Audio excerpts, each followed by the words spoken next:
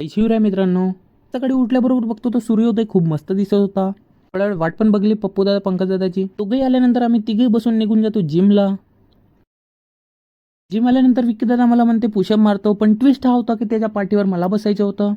लगेच घोड्यावर बसल्यासारखी फिलिंग येत होती बरं. आज आमचा होता बायसेपचा डे, पण काय पवन दादा होते आज थोडेसे मस्तीच्या मूडमध्ये आणि आमचे काय पंकज दादा होते थोडे जोशमध्ये. ते एकदम मस्त बायसेपची एक्सरसाइज मारतात.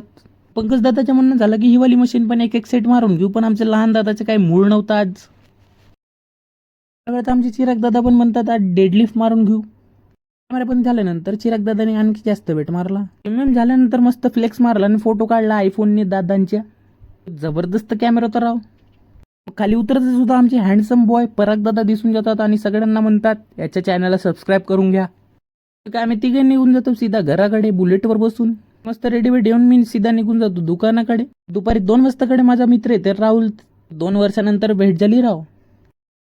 त्याचं आणि माझं म्हणणं झालं चल ना आज भेटलंच तर चायनीज खाऊन येऊ.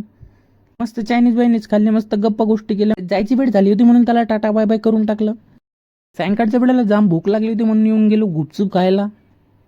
गुपचूप गिपचूप खाल्ले, मग रात्री बघतो तर काय पूर्ण लाईन वगैरे गेली होती नाही, एवढी वारा सुटली होती. म्हणलं आज लवकर दुकान बंद करू.